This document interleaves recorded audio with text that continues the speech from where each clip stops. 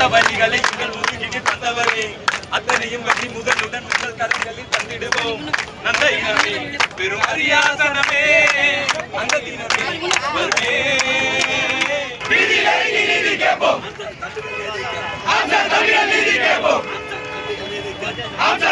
நீதி கேட்போம் எச்சரிக்கை எச்சரிக்கை ஓய மாட்டோம் கைது செய் கடந்த ஆகஸ்ட் 1ஆம் தேதி முதல் இன்றைக்கு 13ஆம் தேதி வரை கடந்த 13 நாட்களாக மண்டலம் 5 மற்றும் மண்டலம் 6க்குட்பட்ட தூய்மை பணியாளர்கள் ரிப்பன் வளாகத்தில் தொடர்ந்து ஆர்ப்பாட்டம் நடத்தி வரார்கள்.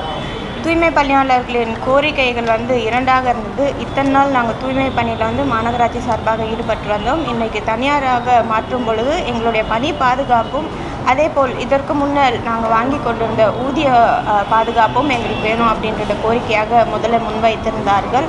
தொடர்ந்து பெருநகர சென்னை மாநகராட்சி சார்பாக அந்த அமைப்புடன் பல்வேறு கட்ட பேச்சுவார்த்தைகள் நடைபெற்றது. மாண்புமிகு துறையின் அமைச்சர் அண்ணன் KN நேரு அவர்களும் மாவட்ட அமைச்சராக இருக்கக்கூடிய மாண்புமிகு இந்து சமய அறநிலைத்துறை அமைச்சர் அண்ணன் PK சேகர் பாபு அவர்களும் இங்கே இருக்கக்கூடிய பெருநகர சென்னை மாநகராட்சி ஆணையர் அவர்களும் இணை ஆணையர் சுகாதாரம் அவர்களும் உடனிருந்து அவர்கள் தரப்பிலிருந்து 5 பிரதிநிதிகளும் மற்றும் தூய்மை பணியாளர்களும் உட்பட்டு நம்முடைய வளாகத்திலே பல்வேறு கட்ட பேச்சுவார்த்தைகள் நடைபெற்றது. ஒவ்வொரு முறையும் அவர்கள் கோரிக்கை ஒவ்வொரு விதத்தில் இருந்தது. முக்கியமான கோரிக்கைகள் அவருடைய பணி பாதுகாப்பும் அவர்கள் வாங்கி கொண்டிருந்த ஊக்கத்தொகை சேலரி பாதுகாப்பு அப்படின்றதாக குறிப்பிட்டிருந்தாங்க. அதை தொடர்ந்து பல்வேறு கட்ட பேச்சுவார்த்தையின் அடிப்படையில் அவர்கள் தரப்பிலும் நீதிமன்றத்துக்கு சென்றிருந்தார்கள். நம்முடைய மாநகராட்சி தரப்பிலிருந்தும் நீதிமன்றத்துக்கு சென்றிருந்தார்கள். இன்றைக்கு பில் வந்திருந்தது. அதன் அடிப்படையில் நீதிமன்ற தீர்ப்பினை வழங்கியிருக்கிறது. மாநகராட்சி போராட்டம் நடக்கக்கூடிய இடம் இல்லை அப்படின்றத அவர்கள் தெரிவித்திருக்கிறார்கள். இங்கிருந்து உடனடியாக அவர்களை அப்புறப்படுத்துமாறு நீதிமன்றத்தில் நம்மளுக்கு தீர்ப்பு வழங்கப்பட்டிருக்கிறது. சென்னை மாநகராட்சிகளில் போராட்டம் நடத்தணும் அப்படின்றதுக்கு சில இடங்கள் இருக்குது. அதுக்கு போலீஸ் பெர்மிஷன் வாங்கிட்டு அந்த பகுதிகளில் அவங்க போராட்டத்தை மேற்கொள்ளலாம். ஆனால் ரிப்பன் வளாகம் அப்படின்றது போராட்டம் நடத்தக்கூடிய இடம் இல்லை அப்படின்ற வகையில் தீர்ப்பு இன்றைக்கு வழங்கப்பட்டிருக்கிறது. அதே அடிப்படையில் இங்கே இருக்கக்கூடிய தூய்மை பணியாளர்கள் இங்கிருந்து அவர்கள் கடந்து செல்லுமாறு கேட்டுக்கொள்கிறோம். அதன் தொடர்ச்சியாக நம்முடைய நீதிமன்றத்தில் வரக்கூடிய 31ஆம் தேதி வரை மாநகராட்சிக்குட்பட்டு இதற்கு முன்னாடி இருந்த தூய்மை பணியாளர்கள் வரக்கூடிய நாட்களில் தனியார் நிறுவனமுடன் இணைந்து 31ஆம் தேதி வரை கால அவகாசம் எடுத்திருக்கிறார்கள். 31ஆம் தேதிக்குள் அவர்கள் மீண்டும் பணியில் திரும்புமாறு கேட்டுக்கொள்கிறோம். என்றுமே சென்னை மாநகராட்சி அவர்களுக்கு திறந்திருக்கும் அப்படின்றதை தெரிவித்திருக்கிறோம். இன்றைக்கும் நீதிமன்றத்தில் தீர்ப்பு வந்த பிறகும் மாண்புமிகு துறையின் அமைச்சர் அண்ணன் KN நேரு அவர்களும் மாண்புமிகு அமைச்சர் அண்ணன் PK சேகர் பாபு அவர்களும் மாநகராட்சி ஆணையர் அவர்களும் இணை ஆணையர் அவர்களும் நானும் துணை மேயர் அவர்களும் ஒருங்கிணைந்து அவர்களுடன் இணைந்து பேச்சுவார்த்தைக்கு அழைத்தோம். முதல் கட்டமாக அவர் பேச்சுவார்த்தையை தெரிவித்து நாங்கள் போயிட்டு கலந்து ஆலோசித்து வரோம் அப்படின்றத தெரிவித்திருந்தார்கள். தொடர்ந்து 3-4 மணி நேரமாக துறை அமைச்சரும் மாவட்ட அமைச்சர் அண்ணன் PK சேகர் அவர்களோடும் இங்கே இருந்து வெயிட் பண்ணியிருந்தாங்க. இது வரைக்கும் அவங்களோட கருத்துக்களை தெரிவிக்கல. இன்றைக்கு நீதிமன்றத்தில் வழங்கக்கூடிய தீர்ப்பின் அடிப்படையில் அவர்கள் பணியாளர்கள் மாநகராட்சியோடு ஒத்துழைக்குமாறு கேட்டுக்கொள்கிறோம்.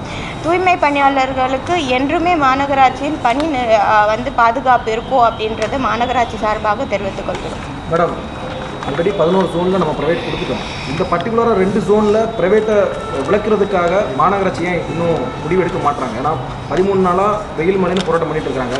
இந்த 2 ஜோனுக்கு மட்டும் ஏன் மாநகராட்சி இல்லை? மாநகராட்சி சார்பாக பல்வேறு கட்டத்தில் பேச்சுவார்த்தைகள் அவங்களுக்கு தரப்பில் நடத்தியிருக்கோம். கிட்டத்தட்ட ஒரு இரவு நைட்டு 1 மணி 2 மணி வரலாம் கூட பேச்சுவார்த்தை மாநகராட்சி சார்பாகவும் அவங்க சார்பாகவும் நடத்தியிருக்கிறோம். ஸோ பணியாளர்களுக்கு பணி பாதுகாப்பு தான் முக்கியமாக அவங்க வைத்திருக்கக்கூடிய கோரிக்கை. அதை மாநகராட்சி சார்பாக முற்றிலுமாக அந்த பணி பாதுகாப்பு வழங்கப்படும் அப்படின்றத தெரிவித்துக்கிறேன். அது மட்டும் இல்லாத இதற்கு முன்னாடி இருந்த தூய்மை பணியாளர்களுக்கு இந்த நிறுவனத்தில் சேருவது மூலயமா பல்வேறு வகையில் அவர்களுக்கு இருக்கிறது. இப்போ PF இருக்குது, ஹெல்த் இன்சூரன்ஸ் இருக்குது, அதே போல் அவர்களுடைய குழந்தைகள் கல்வி ஊக்கத்தொகை இருக்குது, அதே போல் போனஸ் இருக்குது, பண்டிகை காலங்களில் சிறப்பு பரிசுகள் இருக்குது. இந்த மாதிரி பல்வேறு வகையில் அவர்களுக்கு பெனிஃபிட்ஸ் அதிகமாக இருக்கக்கூடிய வகையில் தான் நம்ம வந்து செயல்பட்டு வருகிறது தெரிவித்துக்கிறோம். டிமாண்ட்ஸை பற்றி எதுவுமே பேசாமல் எங்களை காஞ்சி போக மட்டும் சொல்லி வற்புறுத்துறாங்கன்னு சொல்லி இல்லை, இன்றைக்கு நீதிமன்றத்தில் தீர்ப்பு அதுதான் வந்து வழங்கியிருக்கிறாங்க. ஆர்ப்பாட்டம் நடக்கிறது அப்படின்னாலே ரூல்ஸ் வந்து சில திங்ஸ் க்ரைட்டீரியா இருக்குது. ரூல்ஸ் ஃபாலோ பண்ணி தான் எந்த ஒரு பகுதியிலுமே ஆர்ப்பாட்டம் மேற்கொள்வார்கள். இப்பயுமே வந்து போலீஸ்கிட்ட ரூலுக்கு வந்து என்ன ப்ரொசீஜரோ அவங்க ஆர்ப்பாட்டம் மேற்கொள்ளக்கூடிய சூழல் அவங்களுக்கு தேவை இருக்குது அப்படின்னா பெர்மிஷன் வாங்கிட்டு ஆர்ப்பாட்டம் நடத்துறதுக்கு சென்னை மாநகராட்சியில் சில பகுதிகள் இருக்குது. அந்த பகுதிகளில் வந்து அவங்க அதை மேற்கொள்ளலாம். இந்த வளாகம் வந்து ஆர்ப்பாட்டத்திற்கான வளாகம் கிடையாது அப்படின்றத குறிப்பிட்டுரும். இன்னைக்கு வந்து நீதிமன்றத்தில் வந்து ரொம்ப கிளியராக தீர்ப்பு கொடுத்துருக்குறாங்க. நீதிமன்ற தீர்ப்பை வந்து முற்றிலுமாகவே நம்ம தமிழக அரசு வந்து மரியாதை கொடுத்து அதன்படி தான் நம்ம செயல்படுறோம். மேம், இந்த பெனிஃபிட்ஸ் பொறுத்தவரைக்கும் நீங்கள் நிறைய பெனிஃபிட்ஸ் வந்து பட்டியலிட்டீங்க. அந்த பெனிஃபிட்ஸ் எதுவுமே மாநகராட்சி தர முடியாது. இல்லை, இதற்கு முன்னே வந்து இந்த பெனிஃபிட்ஸில் ஒரு சில கேட்டகரி தான் வந்து அந்த தூய்மை பணியாளர்கள் வழங்கப்பட்டிருந்து இன்றைக்கு வந்து ஒரு ஸ்ட்ரக்சர்டாக ஒரு ஆர்கனைஸ்டாக வந்து அவங்களுக்கு கம்ப்ளீட்டாக வந்து சேஃபாக இருக்கக்கூடிய ஒரு ஒர்க் ஸ்ட்ரக்சர் தான் நம்ம கொடுக்குறோம். ஸோ அதனால் தூய்மை பணியாளர்கள் வந்து நம்பிக்கையாக மாநகராட்சியில் வரலாம்.